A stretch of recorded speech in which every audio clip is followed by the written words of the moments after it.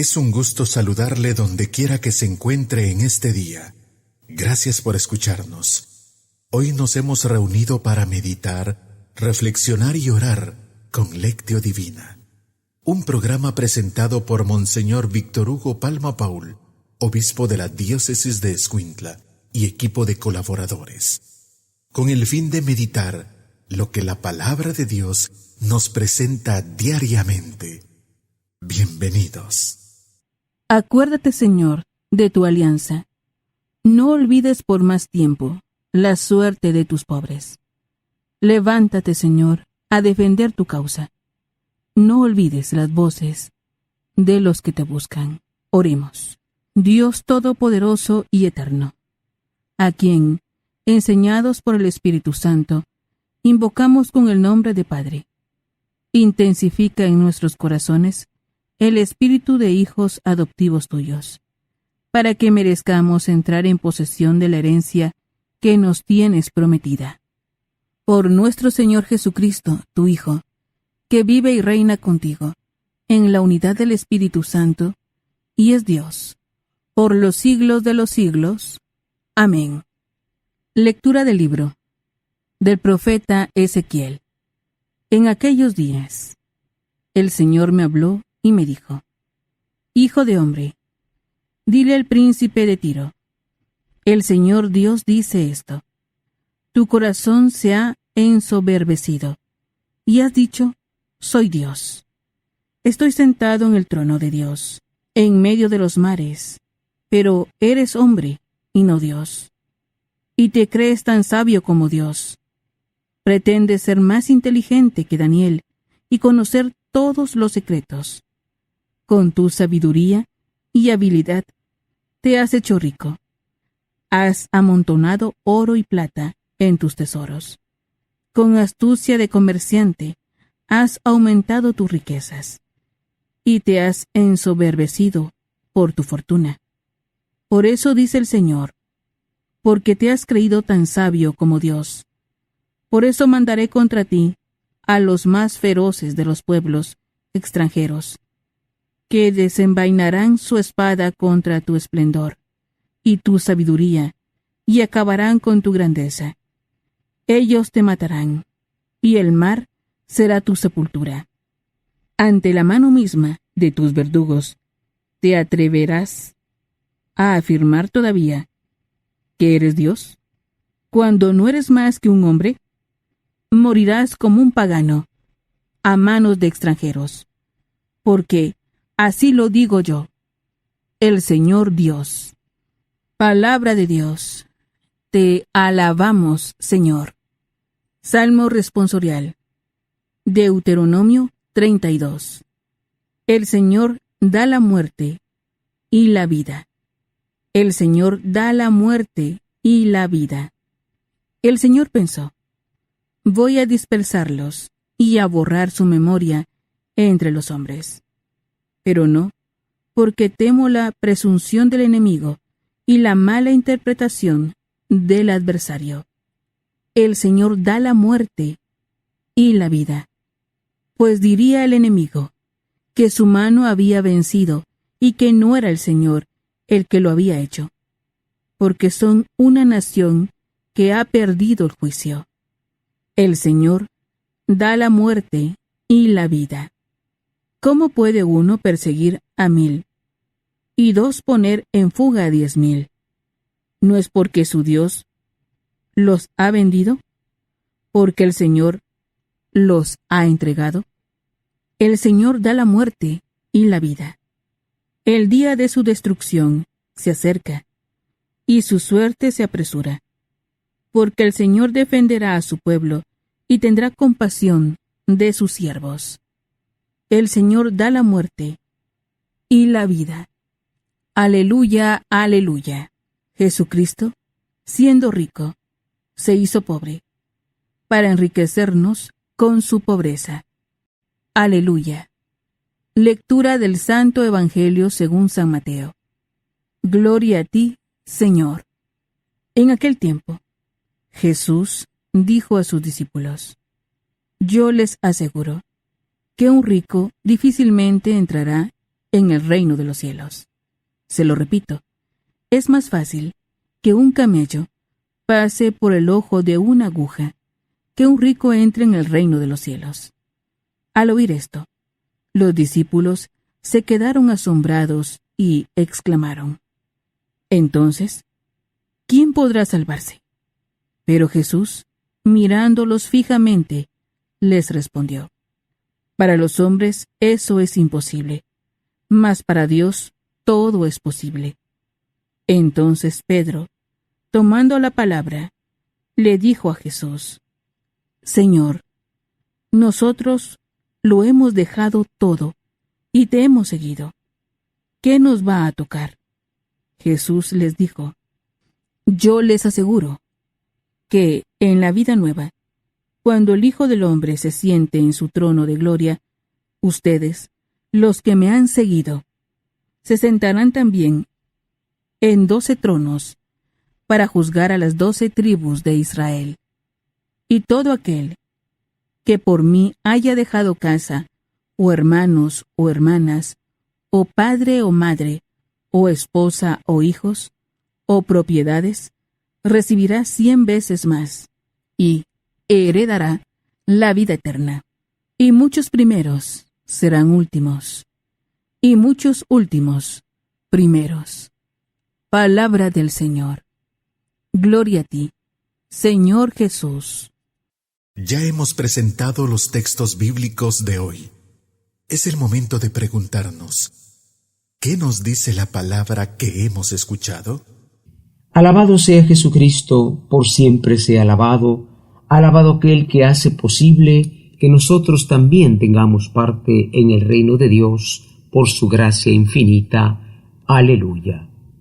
Les saluda, hermano, su servidor, Monseñor Víctor Hugo Palma, obispo de Escuintla, invitándoles a que siempre nos sintamos no solamente acusados por nuestras culpas, enmendemos nuestro camino, pero confiemos en que la gracia de Dios puede hacer posible cualquier obstáculo que tengamos en nuestra vida. No solo problemas materiales, sino también, sobre todo, estar en gracia de Dios. Por esto decimos: ven Espíritu Santo, ilumina mi mente, abre mi corazón, para encontrar en tu palabra a Cristo camino, verdad y vida. Ayúdame a seguir hoy el llamado de Cristo según el ejemplo de María a una vida nueva, según la palabra de Dios, para ser en el mundo un enviado del Señor, un testigo de la fe, un hermano y un amigo, un discípulo y misionero del Padre, del Hijo y del Espíritu Santo. Amén. Hoy la palabra de Dios nos habla precisamente del juicio divino. El juicio divino, que pareciera ser muy duro, pero es un Dios que está dispuesto siempre a ayudarnos, media vez no tengamos soberbia en el corazón. Y a través del profeta Ezequiel se habla al príncipe de Tiro. Este era un príncipe poderoso. Tiro y Sidón eran unas ciudades muy ricas, y el rey de Tiro se siente más que Dios. Recordemos que en el antiguo mundo los reyes querían ser divinos, ¿verdad? Los gobiernos eran cosa también de adorar. Bueno, hoy más o menos el mundo camina diferente, pero bueno, el rey se sentía como Dios, se sentía como digno de adoración y era soberbio. Y dice: porque te has creído tan sabio como Dios, por eso te mandaré a los más feroces de los pueblos extranjeros, que desenvainarán tu espada contra ti y acabarán con tu grandeza.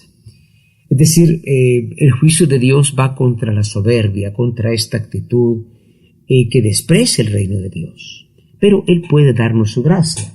Hoy, cuando nosotros ayer leíamos que el joven rico no quería dejar su fortuna porque prefería sus cosas a Dios, como el rey de Tiro era muy rico también, ¿no? A veces la riqueza ocupa y cierra nuestro corazón contra Dios o a su gracia.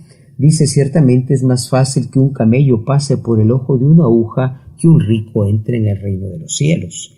Imagínense, esto parece algo extremo, ¿verdad? ¿De qué tamaño eran los camellos en el tiempo de Jesús? ¿O las agujas? No, está diciendo algo muy concreto el Señor. Hay algo que es muy difícil si el corazón está dado. Y entonces le pregunta: ¿nosotros hemos dejado todo? nosotros hemos puesto todo, ¿qué nos va a tocar, verdad? Y la pregunta de los apóstoles no parece muy feliz, ¿verdad? Ahora, él dice una cosa: para los hombres eso es imposible, mas para Dios todo es posible.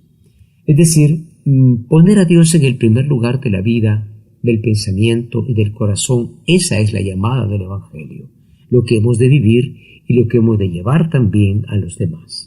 Preparémonos a la meditación. Meditar nos ayuda a comprender mejor la palabra del Señor.